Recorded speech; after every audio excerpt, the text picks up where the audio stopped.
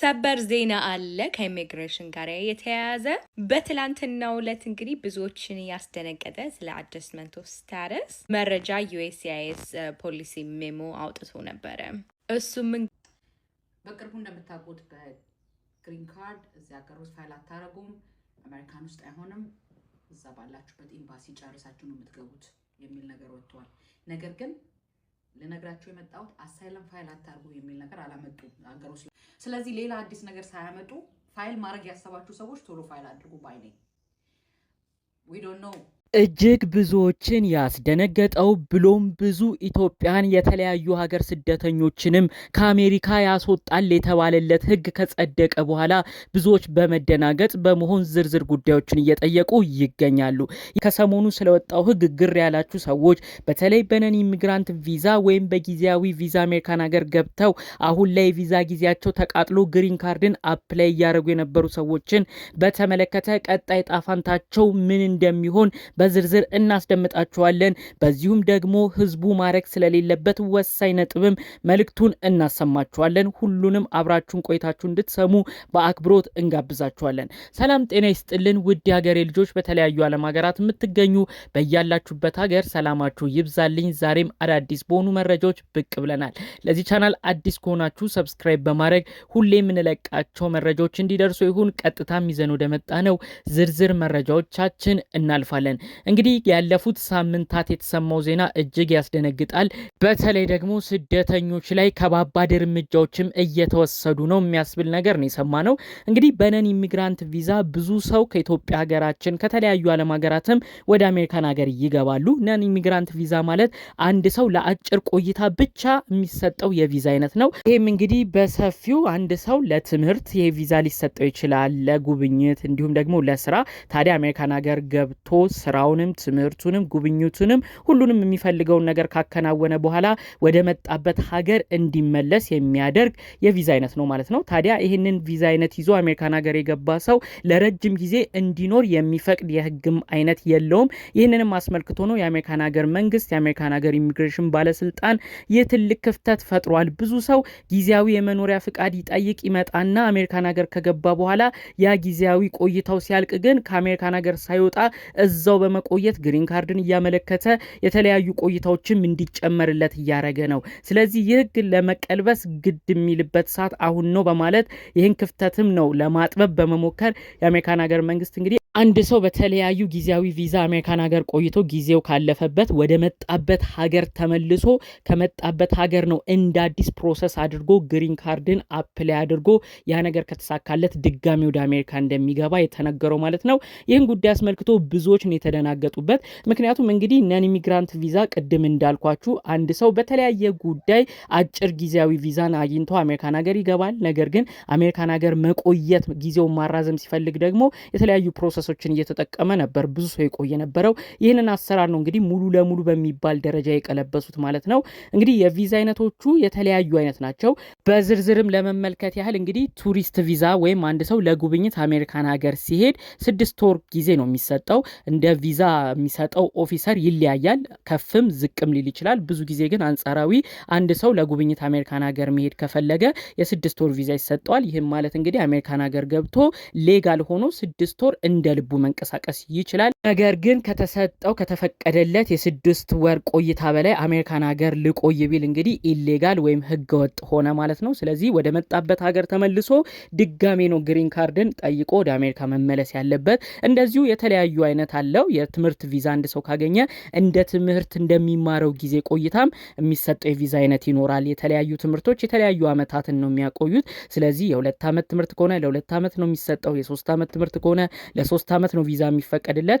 ነገር ግን ያንን ትምህርቱን አጠናቆ የተሰጠው የቪዛም ጊዜ አልቆ እዛው አሜሪካን ሀገር ከቆየም ይሄም ድጋሚ የሚያባርር ነገር ነው። በመጨረሻነት ደግሞ ለወርክ ቪዛ ወይም ለስራ ቪዛ አንድ ሰው ጠይቆ አሜሪካን ሀገርም ገብቶ እንግዲህ ብዙ ጊዜ የወርክ ቪዛ ደግሞ ለ3 ዓመት የሚሰጡ የተሰጡ ናቸው። አንዳንድ ቦታ ያው ተራዝሞ እስከ 6 ዓመት ይቆያል። ታዲያ እስከ 6 ዓመት ወይም አጭሩ 3 ዓመት ተሰጥቶት ያ ግለሰብ ወርክ ቪዛውን አጠናቆ ከዛ በኋላ ግን መቆየት ከፈለገና አሜሪካን ሀገር ቋሚ ነዋሪ ወይም ግሪን ካርድን ለማግኘት ካሰበ እንግዲህ እዛው አሜሪካ ሳይሆን ከመጣበት ሀገር ተመልሶ ከኢትዮጵያ መጥቶ ከሆነ ወደ ኢትዮጵያ ተመልሶ እንደ አዲስ ነው ይህንን ፕሮሰስ ጠይቆ ከተፈቀደለት ድጋሚ አሜሪካ መግባት የሚችለው ማለት ነው። እንግዲህ ታዲያ ይህንን የሰሞነኛውን ጉዳይ አያይዞ ነው ብዙዎች በመደናገጥ ሆነው ብዙዎቻችን እዛው አሜሪካን ሀገር የቪዛ ጊዜያችን አልፎ ግሪን ካርድን እየተጠባበቅን የምንገኝ ሰዎች አለን። ሙሉ ለሙሉ ከአሜሪካ ልንወጣ ነው ወይ? አሳይለም ሲከር ወይም ደግሞ የፖለቲካ ጥገኝነት የሚጠይቁ ሰዎችንስ ያካትታሉ እየተባለ ሁሉ የተለያዩ ጥያቄዎች እየተጠየቀም ይገኛል ማለት ነው። እንግዲህ የሀገራችን ጠበቆች በአሜሪካን ሀገር የሚገኙትም እንግዲህ ይህንን ዘርዘር ባለመልኩ ሲመልሱ አሳይለም ሲከር ወይም በፖለቲካ ጥገኝነት ላይ ያሉ ሰዎችን ምናልባት ይህ ነገር ላይ ይመለከት ይችላል። ዶክመንታቸውን ያላስገቡ ሰዎች ዶክመንታቸውን ቶሎ ያስገቡ፣ በቀጣይ ሊቀየር ይችላል። እስካሁን ግን ምንም አዲስ የሰማነው ነገር የለም ነው የሚሉት። እንግዲህ ይህንንም ሰፋ ዘርዘር ባለመልኩ እንድንመለከተው ያው አንዳንድ ነገሮችን በዚሁ ልበላችሁ። በነን ኢሚግራንት ቪዛ ወይም ጊዜያዊ የመኖሪያ ፍቃድ ተሰጥቷቸው አሜሪካን ሀገር ገብተው ቅድም ባልኳችሁ በትምህርት በስራ ወይም በጉብኝት አሜሪካን ሀገር ሄደው በዛው መቅረት የሚፈልጉ ሰዎች እንግዲህ ይህንን ግሪን ካርዳቸውን ለመጠየቅ የተለያዩ አይነት ፕሮሰሶች ውስጥ ነው የሚገቡት። አሳይለም ሲከር ወይም የፖለቲካ ጥገኝነት ያልኳችሁ አንደኛው ነው። ሌሎቹ ደግሞ እንግዲህ አንድ ሰው የአሜሪካን ሀገር ዜግነት ያለውን ሰው አግብቶ በትዳር አማካኝነት ግሪን ካርዱን የሚጠይቅ አለ። እንዲሁም ደግሞ የተለያዩ የስራ ቅጥሮችን የስራ ኦፈሮችን ከተለያዩ ካምፓኒዎች ወስዶ እነዛ ሰዎች ያሰሩኛል ብሎ እሱን ደብዳቤ አቅርቦ እንደዚህ አይነት የስራ ፍቃድ ማግኝቻለሁ ብሎ በዛ አይነት ፕሮሰስ የሚቀጥል አለ። ሌሎች ደግሞ እንግዲህ ጠንካራ የሆኑ ስፖንሰርሺፕ ወይም ቤተሰቦች ያሏቸው ስፖንሰር የሚያደርጓቸው ደና ቤተሰብ ያሏቸው ሰዎችም ደግሞ እንግዲህ እነሱን ተጠቅመውም ግሪን ካርድን አፕላይ አድርገው የተለያዩ ፕሮሰስ አይነቶችን ተከትለው ነው እንግዲህ ግሪን ካርዳቸውን የሚጠይቁት ማለት ነው። ከተለያዩ የፕሮሰስ አይነቶችም እንግዲህ አሳይለም ሲከር አንደኛው ነው ማለት ነው። የአሳይለም ሲከርን እንግዲህ ምንም አይነት ነገር አዲስ ነገር ያልተላለፈበት ያው ከተለያዩ ሂውማን ራይት ወይም አንድ ሰው እንግዲህ ሰውኛ መብቱን የሚጥስ ጉዳይ ነው። እንዲሁም ደግሞ የዩኤን ወይም ዩናይትድ ኔሽን የእነሱንም መብቶች የሚጥስ ነገር ነው ሊደረግ የሚችለው። ምክንያቱም አንድ ሰው አሜሪካን ሀገር ገብቶ የፖለቲካ ጥገኛ ነኝ እያለ ያንን ሰው ተመለስ ወደ መጣህበት ሀገር ማለት ከሂውማን ራይት ጋርም የሚጣረስ ነገር ነው። ስለዚህ ይህ ነገር ተግባራዊ ላይሆን ይችላል እያሉ ነው በሰፊው ትንታኔ እየሰጡበት የሚገኘው። ነገ ላይ የሚቀየሩ ህጎች ሊኖሩ ይችላሉ። እስከ ዛሬ ግን ምንም የተሰማ ነገር የለም። በተለይ አሳይለም ሲከሮች ቶሎ ቶሎ ዶክመንታቸውን ያስገቡ ሲሉ ነው እንግዲህ የህግ አማካሪዎች በቪዲዮ መግቢያ እንደተመለከታችሁት ሀሳብ ሲሰጡበት የነበረው ማለት ነው።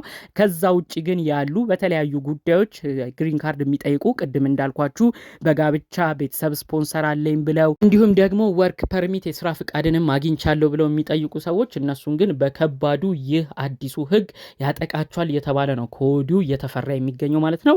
ነገር ግን ያው ብዙ ነገሮች ሀሳቦች ይሰጡ እንጂ ተግባራዊ ሆኖ አሁን ላይ ምንም ነገር ወደ መሬት አልወረዱም።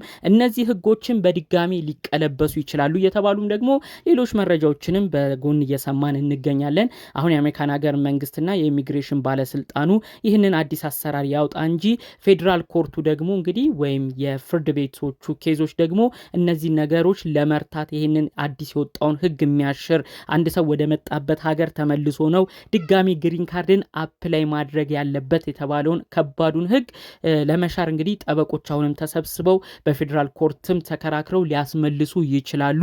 ህዝቡ አይደናገጥ ሲሉም እንግዲህ ሀሳብ መልእክት ሲያሰሙ የነበሩ ሰዎችንም ተመልክተናል ማለት ነው። ብዙዎቻችን እንደምናስታውሰው ቲፒኤስ ወይም ቴምፖራሪ ፕሮቴክትድ ስታተስ ጊዜያዊ ከለላ ተደርጎላቸው ይኖሩ የነበሩ ብዙ ኢትዮጵያኖችም ጭምር ከሚኖሩበት አሜሪካን ሀገር ወደ ሀገራቸው እንደሚባረሩ ወደ ሀገራቸው ኢትዮጵያ እንደሚመለሱ ብዙ መረጃዎችን ሰምተን ነበር። ብዙዎችም ተደናግጠው እንዴት ነው ይሄ ነገር ሲሉ ነበር።